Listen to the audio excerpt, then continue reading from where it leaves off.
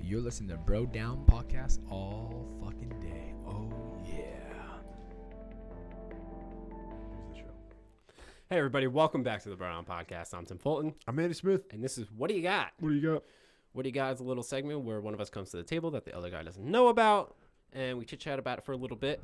This is Andy's turn. Yes, it is. Andy, what do you got? Getting in trouble as a kid. Yeah. Ooh. Mm-hmm. Ooh. So what are, first of all, let's go over, I want to hear some stories, like some epic times when maybe you didn't get in the most trouble, but when you thought you were going to get in the most trouble. And then also, what were the punishments you got as a kid? So I'll say this off the bat. I was never hit as a kid. Not once. It all makes sense now. But we always had the fear of God in us. We were never hit, but we knew it could happen. Okay. I don't know how else to explain it. Yeah, But you believed it could happen. Yeah, so you know those kids, they just know nothing will happen to them, so they're just douche They're everywhere kids. now. Yeah. That wasn't us. We were never hit, but we still had that, oh dear God, we're going to die kind of fear. Yeah. So, two quick stories. One super lame. We got in trouble for a lot growing up. I remember one time when I was little, we were playing hide and seek, and I told my brother who was it where my cousin was twice. So I got grounded. By who? My parents. What? I think it was like, you have to go upstairs for the night kind of thing. Because They warned me is the thing. Oh. So like, Because you were ruining the game. I was ruining the game Okay. because I would be like, the pantry door is closed. It wasn't closed before. And they'd be like, and there's Oh, you were giving hints. Or did you see them go in there? no, the pantry door was closed and it wasn't before. So you AKA didn't really clearly know. it clearly meant someone was behind the door. But it wasn't like you saw them go in there and you were like, hey, that's where they are. You were just No. using your brain. Yeah, but I wasn't the one who was supposed to be using his brain. Mm. And another time, I was an idiot as a kid. We all were. You remember Home Alone? He puts on the shaving cream Yes. for the after, and he goes, ah. I jumped in front of a car and did that. Tim. We lived on a cul-de-sac. The car was probably going 20 miles an hour, but still, it happened. And my brothers grabbed me by my scruff, dragged me home, and told my parents. What'd they do? Grounded me. Oh, man. We were never hit. So, but the entire way home, I was like, I'm going to die. I'm going to die. I'm going to die. Why did you do that? I was a fucking idiot. You just were like, I'm going to this will be so funny. I- I'm going to be the funniest kid alive I guess, yeah. for a little bit till I It was die. it was a bunch of kids just hanging out at the end of the block. Yeah.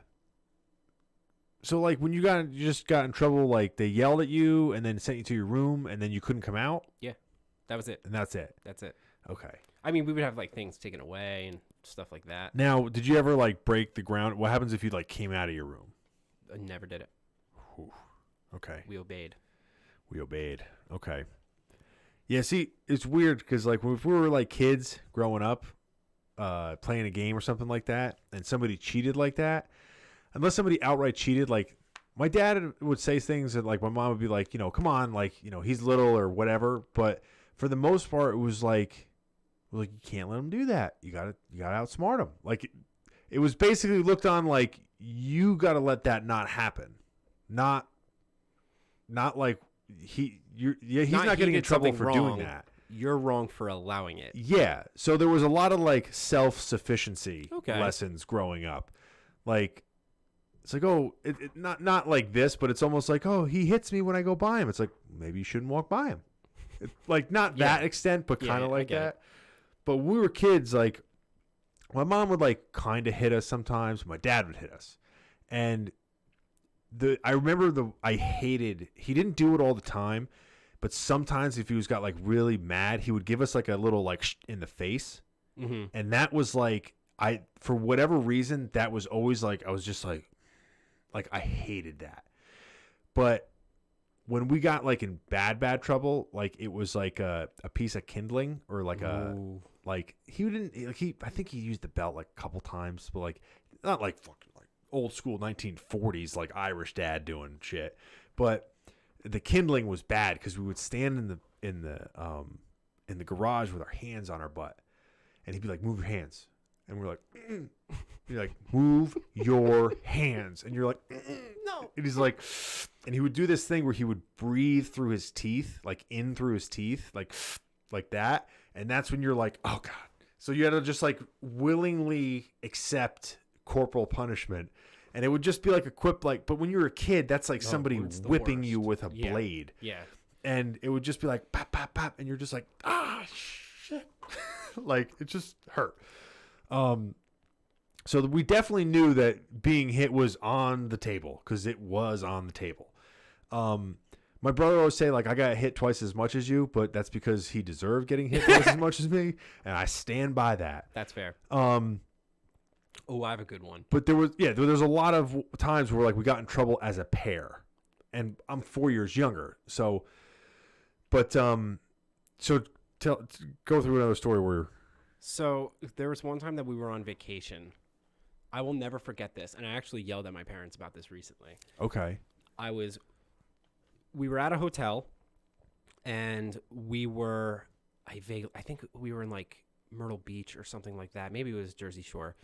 And we were playing with like those weird paddle balls, my brothers and I. Like ping pong balls? Yeah, I guess. We weren't playing ping pong. We were doing like those weird like, it was like the kiddie version of that where you're just hitting a ball back and forth and it's like that bouncy thing.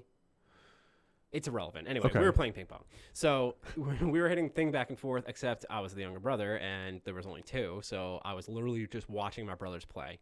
I got bored, so I went upstairs. Back into the hotel. And when I got up there, my mother looked at me. I don't know why she thought I was missing, but she goes, "Where have you been?" I'm like, "I was downstairs with my brothers." And she's like, "Do you know that your father is out looking for you right now? We had no idea where you were." And I was like, whoa. I was young. I was like 7, maybe 8. So she's like, "Go stand in the corner." And I was like, "I was with my brothers. I was with my brothers. So I go stand in the corner. Dad comes back. She tells him where I said I was. They both yell at me. My brothers come back, and it had been like 20 minutes since I left. So my mom goes, "Was Timmy with you?" And they go, "No." Because I hadn't been for the past 20 minutes. Oh, and you're too young to argue like a lawyer. Yeah, I didn't have the verbal backing to explain. Yeah. Of course I wasn't. That's so frustrating. It got to the point. So they thought I just went off a 7-year-old by himself in Myrtle Beach. Just like a little knapsack over your shoulder, whistling a tune. Yeah, just exploring the world. And they thought I was lying on top of it, which I wasn't. So it got to the point where they're like, you ruined this vacation, and we are contemplating going home. Well, that's a little extreme for a child. So that's how they punished us, using like dramatic. I don't think it was ever actually going to happen. We will not scar your butt. We'll scar your brain. So years later, I tell them this story, and I'm like, I was with my brothers. We were all out to dinner, and like something hit me, and I was just like, I remember. Oh, I know. I demand an extra Christmas present this year, dude. That was bad. That was really bad. There was I remember one time like my brother used to do this thing, and this is just a testament to how like done with trying to like discipline my brother my parents were. More so like just like it was almost like to the point where I was at the age where I was almost starting to become like an adult. Mm-hmm. Like I was like 12 or 13, 14 maybe. And I think I was like 12. And they were basically like, just get through the next couple of years and you'll start being able to just fight each other in the street. So, but he would do this thing where he would take the video camera and set it up. And then I'd be sitting there doing homework and he'd be doing homework. And he'd be like, "Hey, Andrew, fuck you." I'm like, "What?" And he's like, it just starts saying this nasty shit. And then I would be like, "Well," and he would hit record. And then he would show my parents later and be like, "Look what he did. Like, look at what he was saying." And my parents like kind of knew what was going on, but they were like, still like, "You shouldn't be cursing. Like, shouldn't." And I'm just like, you know how frustrating that is as a child? Yeah. So like years of that. So when we would get into trouble, I remember, and stop me if I've told these stories on here before. Did I ever tell you the story about the fan? No. Okay, so when we were kids, we didn't have iPhones. We really didn't have a lot of video games either. Like we had like a Nintendo and Atari, but like we didn't really have Sega and stuff like that. But kids used to play like Manhunt. Manhunt was like the biggest thing in Army. Yeah. So we're in the house. We got those 2-inch Civil War cots I was telling you about. We got them set up, and we have this this stocking full of it wasn't wood chips. What's that smelly stuff that looks like pine cones and not paprika. That's a spice. No, I know exactly. It's some weird thing like that. Oh, it's gonna bother me so many people bad. are screaming right now. I know what it is. Old ladies love potpourri. Potpourri. I know it was paprika, some shit. So it was full of potpourri. Yeah. It was a stocking, and that was the grenade. That was our grenade.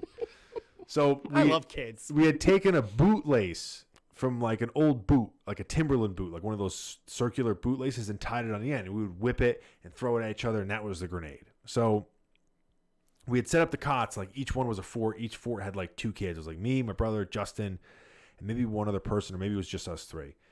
So we were throwing the grenade, and then it was like there used to be a fan in my basement by the fireplace. So we're throwing it, and the fan was on, and we're like, well, now it became a game of who can get the thing closest to the fan without hitting it, and then who can get it to go up and through the fan without it hitting the blade. Impossible, because it's going like 1,000 miles an hour, and it's not going to work. So we're throwing it up, and it's hitting it. We're like, oh, fucking, stupid kids. Idiots, yeah. And so finally, my turn. I take it, I throw it. It goes up. It hits, and it kind of goes through, like, oh. And then the end of the bootlace stays up in the fan. And it just catches, and it starts whipping the potpourri around. And we're like, oh, whoa. Like, whoa. Like, just in amazement that this is going on. And then too late, we realized that the bootlace was getting shorter and shorter and shorter, and it was wrapping in the fan gear. And by the time we realized it, the whole fan had started to do this gyro, like, shockingly aggressive shake. And we're just like, what is going on? And, like, the whole ceiling is shaking. The ceiling tile fell down. It was, like, going like crazy. And we're like, what do we do? What do we do? How do we shut it off? Because there was a short chain on it. And we couldn't get it, and we didn't think to go turn it off at the fan thing. So we're like trying to get it. We can't get it because it's literally like some big guy is just whipping a fan. The whole fucking fan comes out of the ceiling, like wires. The drop ceiling hanger, some of them like get dislodged. Like 1 or 2 ceiling tiles falls down, and this fan is just whipping like ground level now. And we're all just like, and everyone looked at me and was like, "You threw it," and I'm like, whoa, guys, we're all throwing this together, right? I'm like, I didn't mean to do it, but it was immediately like, it was you. Like, nail him to the cross. We told him not to do it the whole time. And I just remember that was one of the times where I knew I was going to be in deep shit because you couldn't hide it. We didn't know how to fix a fan.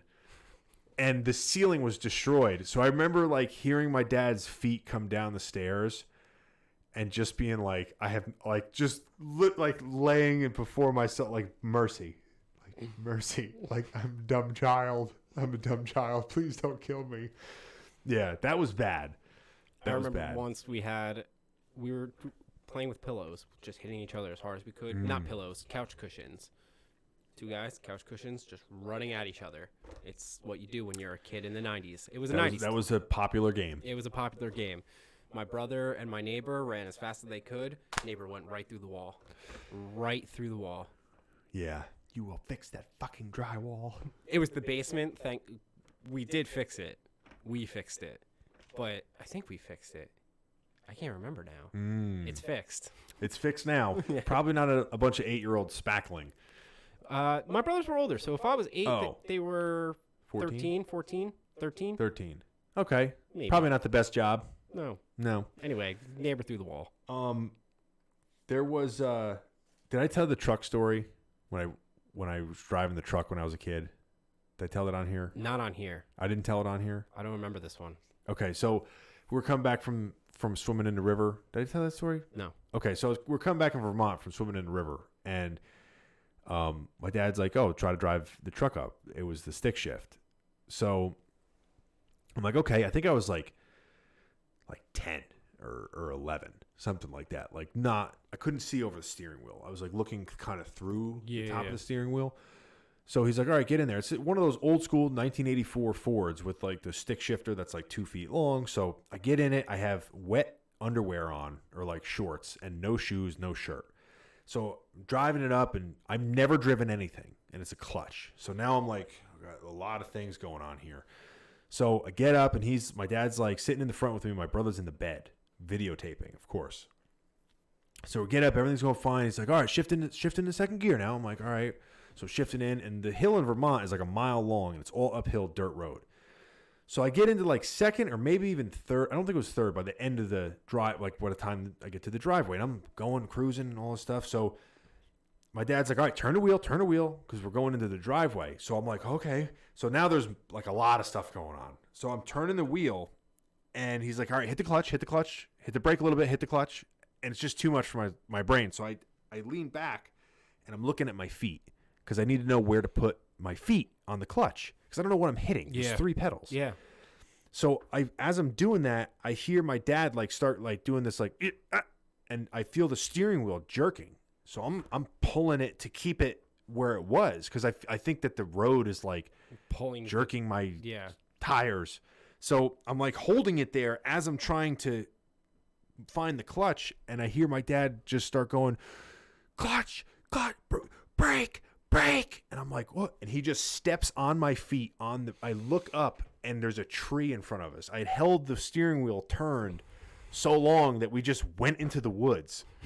And we're looking up, and there's this huge maple tree in front of us. Like, I couldn't get your arms around it. And I look up, and I'm like, "Oh, no." And he steps on my feet, and all you hear is this awful bang. And we're like, but it wasn't, we didn't hit the tree. It was your brother. No. Oh. So hear this bang, and like it skids stop. And like, I hear my brother in the back, like, like doing like the laugh, like, "What the fuck?" So I look at my dad, and my dad like looks at me like, and then he's like, he starts kind of laughing. Like, he probably realized in that moment it's kind of his fault. yeah, well, he's kind of laughing or whatever. So we get out of the truck, and it's a dirt road, so I got no shoes on. So I get out, and like my brother's like, "Oh," like basically looked at me like, "Oh, I'm gonna laugh because you're in trouble." And my dad gets out, and he's kind of like laughing at the situation, and then he looked under the truck, and there was a fucking tree stump, like a big tree stump that was up like a foot that the truck went over, but the axle hit it and ripped it out of the ground. That's how hard we hit it. Ooh.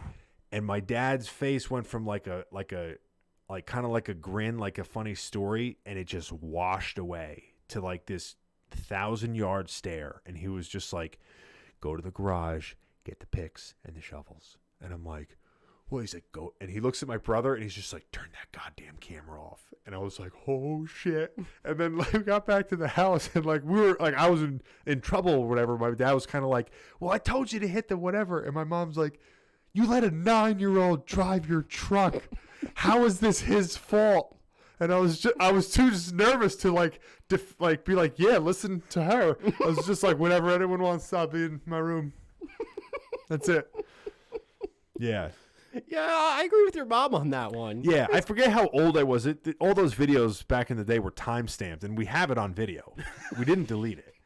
But that one, yeah, that was another one. That's a good one. Yeah. You have any more?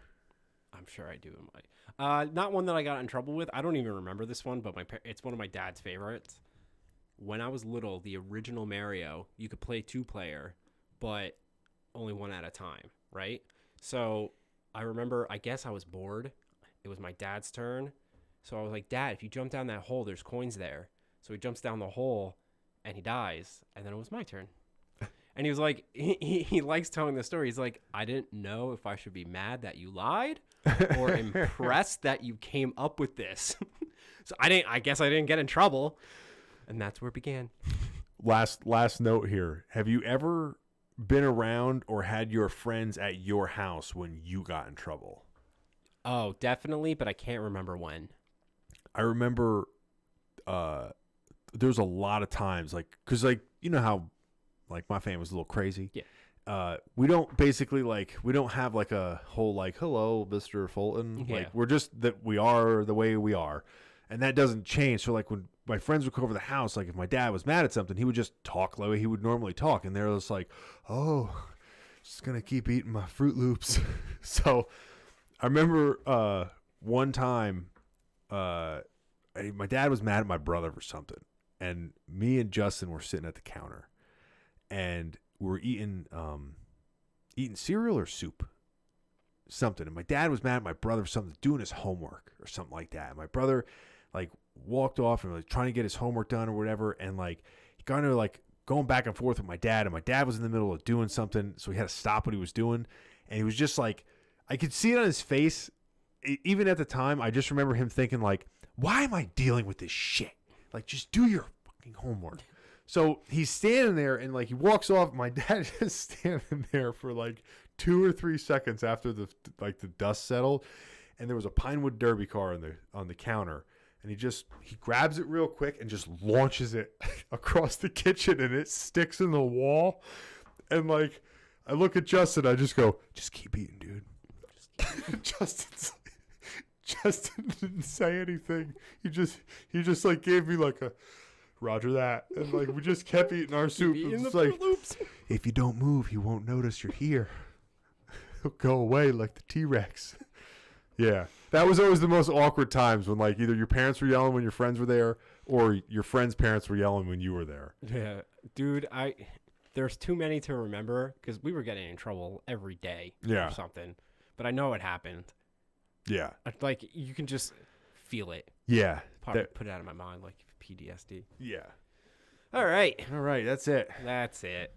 Tell us some of your stories about when you got in trouble as a kid. Don't forget to like and subscribe. And per usual, go to brodownpro.com, get all your cool bro down shit, and we'll catch you guys next time. Stay safe. You're listening to Bro Down Podcast all fucking day. Oh,